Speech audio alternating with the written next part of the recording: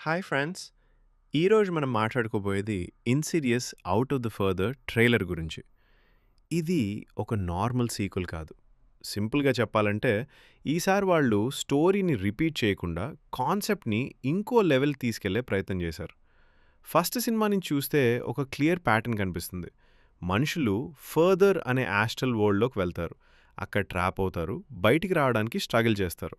Dalton కేస్‌లో ఇది astral ప్రొజెక్షన్‌గా మొదలైంది.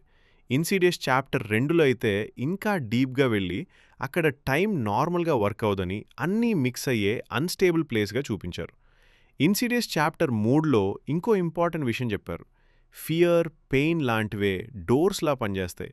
ఒకసారి ఆ కనెక్షన్ స్ట్రాంగ్ అయితే అక్కడ ఎంటిటీ మనల్ని ఫాలో అవుతుంది. అంటే ఇప్పటివరకు మనకి క్లియర్‌గా తెలిసిందేంటంటే ఫర్దర్ అనేది ఒక ఫిక్స్డ్ ప్లేస్ కాదు. అది మన మెంటల్ స్టేట్‌కి రియాక్ట్ అయ్యే అన్‌స్టేబుల్, డేంజరస్ స్పేస్. ఇప్పుడు ట్రైలర్‌ని కాస్త గమనిస్తే మొదట చాలా కామ్‌గా స్టార్ట్ అవుతుంది. ఒక నార్మల్ హౌస్ సెటప్‌లాగా అనిపిస్తుంది. కానీ బ్యాక్‌గ్రౌండ్‌లో ఏదో స్లైట్ అన్‌ఈజీనెస్ ఉంటుంది. కెమెరా కూడా రష్ అవ్వదు. స్లోగా కార్నర్స్, షాడోస్ మీద ఫోకస్ పెడుతుంది. అదే ధీరేగా టెన్షన్ బిల్డ్ చేస్తుంది. తర్వాత కొంచెంగా విజువల్స్ చేంజ్ అవుతాయి. వాల్స్ కొంచెం ఆఫ్‌గా కనిపించడం, రిఫ్లెక్షన్స్ న్యాచురల్‌గా లేకపోవటం, బ్యాక్‌గ్రౌండ్‌లో ఎవరో పాస్ అయినట్టు డార్క్ ఫిగర్స్ కనిపించడం.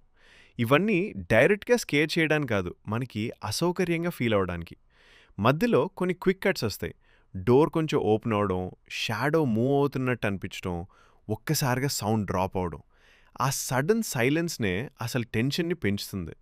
ఇంకో పాయింట్ గమనిస్తే కొన్ని షాట్స్‌లో స్పేస్ ఇట్‌సెల్ఫ్ వియర్డ్‌గా అనిపిస్తుంది. అప్‌సైడ్ డౌన్‌లా లేదా స్లైట్‌లీ డిస్టార్టెడ్‌గా. ఇది డైరెక్ట్‌గా ఎక్స్‌ప్లెయిన్ చేయరు కానీ ఫర్దర్ ఎఫెక్ట్ ధీరేగా రియల్ వరల్డ్‌లోకొస్తుందని సటిల్‌గా హింట్ ఇస్తుంది. కానీ ఇప్పుడు ఈ ట్రైలర్ అసలు గేమ్ చేంజో అక్కడే ఉంది. ఇక్కడ మనిషి ఫర్దర్‌లోకి వెళ్ళడం కాదు, ఫర్దర్‌నే మన ప్రపంచంలోకొస్తోంది. జెమ్మా అనే క్యారెక్టర్ ఈ చేంజ్‌కి సెంటర్. ఆమెకి ఎబిలిటీ ఉంది కానీ కంట్రోల్ లేదు. ఆమె అన్నోయింగ్‌లీ గేట్‌వేలా మారుతోంది. ముందైతే ఒక స్పిరిట్ మాత్రమే బయటకొచ్చేది. ఇప్పుడు situation completely different. Multiple entities leak అయ్యే ఛాన్స్ ఉంది.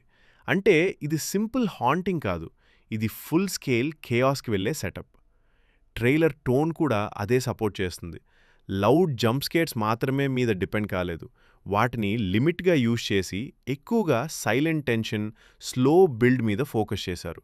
బ్యాక్‌గ్రౌండ్‌లో క్రీపింగ్ సౌండ్, కొన్ని ఫ్రేమ్స్‌లో ఏమీ కనిపించకపోయినా ప్రెజెన్స్ ఫీల్ అవుతుంది. అదే ఇన్సిడియస్ స్ట్రెంగ్త్, ఇంకా అదే ఇంటాక్ట్‌గా ఉంది. అయినా ఓవరాల్‌గా చూస్తే ఒక విషయం మాత్రం క్లియర్. ఇది సేఫ్ సీక్వెల్ కాదు. సేమ్ ఫార్ములా రిపీట్ చేయకుండా ఫ్రాంచైజ్‌ని ఎక్స్‌పాండ్ చేయడానికి జెన్యూన్ ప్రయత్నం చేశారు. సింపుల్‌గా చెప్పాలంటే ఇప్పటివరకు వాళ్ళు ఫర్దర్‌లోకి వెళ్లి భయపడ్డారు. ఈసారి ఫర్దర్ వాళ్ళ దగ్గరకొచ్చి భయపెడుతుంది. అదే ఈ సినిమా మెయిన్ గేమ్ చేంజ్. మీకు ఈ కొత్త కాన్సెప్ట్ ఎలా అనిపించింది? ఇది ఫ్రాంచైజ్‌కి ఫ్రెష్‌గా ఉందా? లేక కొంచెం డిఫరెంట్‌గా అనిపించిందా? కామెంట్‌లో మీ ఒపీనియన్ చెప్పండి.